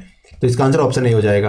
राष्ट्रीय आय निकालने के लिए एनएनपी में किससे घटाया जाता है? यानी आपको नेशनल इनकम प्राप्त करनी है, आपके पास नेट नेशनल प्रोडक्ट है। क्या है? नेट नेशनल प्रोडक्ट है। अब आपको नेशनल इनकम प्राप्त करनी है, तो नेट नेशनल प्रोडक्ट में से आप क्या लेस कर दोगे कि राष्ट्रीय आय आ जाएगी। तो इसमें आप क्या घटाओगे, तो इसमें आप अप्रत्यक्ष कर यानी इनडायरेक्ट टैक्स है वो घटा दोगे ना, तो क्या आ जाएगी, नेट राष्ट्रीय आ जाएगी, राष्ट्रीय आय आ जाएगी, नेशनल इनकम आ जाएगी। एनआई कैसे आएगी, अब आप एनएनपी में से इनडायरेक्ट टैक्स घटा दोगे ना, तब आपके नेशनल इनकम आ जाएगी। अगले प्रश्न में चलते हैं, कौन सा राष्ट्रीय आय की मापन की विधि नहीं है, कौन सा नहीं है, मूल्य वर्धित विधि, आय विधि, निवेश विधि या व्यय विधि। तो राष्ट्रीय आय के मापन करने से संबंधित जो निवेश विधि है ना, वो कोई विधि नहीं है। बाकी राष्ट्रीय आय निकालने के लिए मूल्य वर्धित विधि भी है, बिल्कुल है, आय विधि है, बिल्कुल है, व्यय विधि भी है, बिल्कुल है, लेकिन निवेश विधि नहीं है। तो हमें पूछा था कौन सी नहीं है, तो हमारा आंसर निवेश विधि हो जाएगा। अगले प्रश्न पे चलते हैं, मानव विकास सूचकांक किसने विकसित किया था, अमर्त्य सेन ने, फ्रीडमैन ने, महबूब उल हक ने या मोंटेस्क्यू ने। तो मानव विकास सूचकांक है वो महबूब उल हक साहब ने विकसित किया था और इनकी सहायता अमर्त्य सेन साहब ने करी थी। महबूब उल हक पाकिस्तान से संबंधित है। नवीकृत सामाजिक वितरण प्रणाली का आरंभ कब हुआ था, तो हमारे सिलेबस में पीडीएस लिखा हुआ पब्लिक डिस्ट्रीब्यूशन सिस्टम, और नया पीडीएस कब प्रारंभ हुआ, 1993, 95, 2000 या 1992। तो इसका आंसर ऑप्शन डी 1992। तो इस बारे में मैंने आपको अपना टेलीग्राम चैनल है वहाँ पे भी स्पष्टीकरण दिया था। तो पीडीएस जो सिस्टम है वो किस प्रकार इंप्रूव होता गया, तो देखो जो पीडीएस है पब्लिक डिस्ट्रीब्यूशन सिस्टम है, ये 1947 जून में लॉन्च हुआ था। फिर इसका अपडेटेड वर्जन जिसे कहेंगे आरपीडीएस, जिसे कहेंगे रिवैम्प्ड पब्लिक डिस्ट्रीब्यूशन सिस्टम, ये जून 1992 में आया। उसके बाद में टीपीडीएस आया। टीपीडीएस का मतलब टी क्या है, पीडीएस तो पब्लिक डिस्ट्रीब्यूशन सिस्टम हो गया, लेकिन टी क्या है, टी का मतलब है टारगेटेड पब्लिक डिस्ट्रीब्यूशन सिस्टम। ये जून 1997 में लॉन्च किया गया। और एक बात देखो, ये सारे ही जो पीडीएस है, आरपीडीएस है, टीपीडीएस, ये जून के महीने में लॉन्च किए गए है ना, 1947, 92 और 97 में। तो टीपीडीएस कब आया था, तो जून 1997 में आया। फिर आईएमपीडीएस आया, आईएमपीडीएस इंटीग्रेटेड मैनेजमेंट ऑफ पीडीएस, ये अप्रैल 2018 में आया, मोदी राज में आया। फिर one nation one ration card योजना आई, ये बहुत ही महत्वपूर्ण योजना है और मैं तो कहता हूं कि ये सबसे अच्छी योजना है, क्योंकि हमारे जो गरीब होते हैं, व्यक्ति होते हैं, वो बेचारे रोजगार के लिए क्या करते हैं, कहाँ जाते हैं, दूसरे स्टेट्स में जाते हैं और वहाँ पे उनको राशन सस्ती रेट में नहीं मिल पाता। जबकि वास्तव में तो किसके लिए पीडीएस सिस्टम, किसके लिए, राशन कार्ड किसके लिए बनाया गया है, जो मतलब अभाव में जी रहा है उसके लिए तो है ना, जिसको आवश्यकता है। लेकिन अब उन लोगों को, मान लीजिए बिहार का कोई व्यक्ति है, वो राजस्थान में आया हुआ यहाँ पे कार्य कर रहा है, अब उसको यहाँ पे तो राशन कार्ड बना हुआ नहीं है, तो वहाँ इसको सस्ती रेट पे उसको मतलब वो मिलेगा नहीं अनाज वगैरह।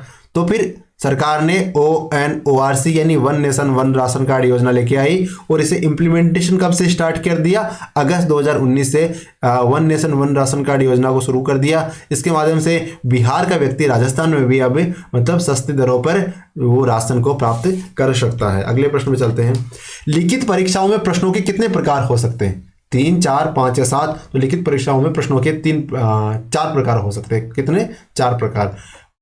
फ्लोनेल बोर्ड का पर नहीं लपेटा जाता, फ्लोनेल बोर्ड पर क्या नहीं लपेटते, ऊन, सूत, धागा या बालों का बना फ्लेक्स। तो इसका आंसर है ऑप्शन सी, धागा नहीं लपेटा जाता। ऊन, सूत और बालों का बना फ्लेनल तो लपेटा जाता है, लेकिन धागा नहीं लपेटा जाता। प्रतीप गमन उपागम का क्या अर्थ है, आगे की ओर जाना, पीछे की ओर जाना, तिरछे जाना या सीधे जाना। तो जो प्रतीप गमन उपागम है उसका अर्थ होता है पीछे की ओर जाना। प्रतीप गमन उपागम का तात्पर्य पीछे की ओर जाना होता है। सामाजिकृत अभिव्यक्ति को सामाजिक वाद विवाद कहा जा सकता है, ये कथन किसका है, तो सामाजिकृत अभिव्यक्ति को सामाजिक वाद विवाद कहा जा सकता है, ये कथन दिया है बाइनिंग साहब ने। किसने दिया, बाइनिंग साहब ने। अगला प्रश्न, निम्न में से सामाजिक अध्ययन की कौन सी विधि आधुनिक विधि नहीं है। बाकी तो आधुनिक है लेकिन वो आधुनिक नहीं है। स्रोत विधि, निरीक्षण विधि, कहानी विधि या प्रयोगशाला विधि।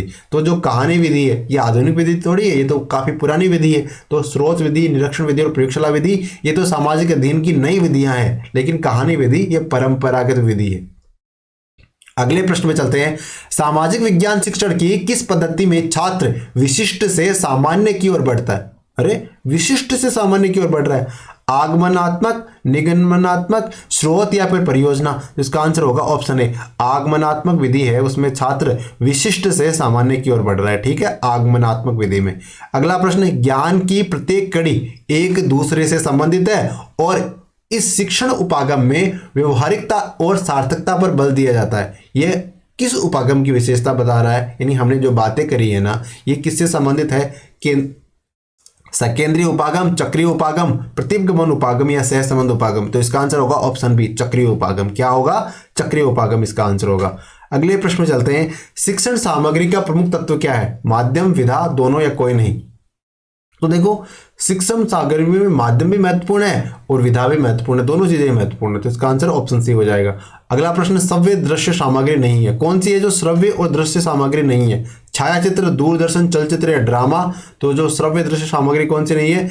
छायाचित्र है ना, वो श्रव्य दृश्य सामग्री नहीं है। बाकी दूरदर्शन श्रव्य दृश्य है, चलचित्र श्रव्य दृश्य है और ड्रामा भी श्रव्य दृश्य है, तो इसका आंसर ऑप्शन ए हो जाएगा। और आज के वीडियो का अंतिम प्रश्न है, एक व्यक्ति का विस्तृत अध्ययन जिसका उद्देश्य संबंधित व्यक्ति को समायोजित होने में सहायता करना है, क्या कहलाता है? साक्षात्कार, समझुती विधि, व्यक्ति अध्ययन या अवलोकन? तो इसका आंसर होगा ऑप्शन सी, व्यक्ति अध्ययन कहलाएगा। एक बार फिर से देखते हैं, एक व्यक्ति का विस्तृत अध्ययन जिसका उद्देश्य संबंधित व्यक्ति को समायोजित होने में सहायता करना है, यह व्यक्ति अध्ययन कहलाता है। क्या कहलाता है? व्यक्ति अध्ययन कहलाता है।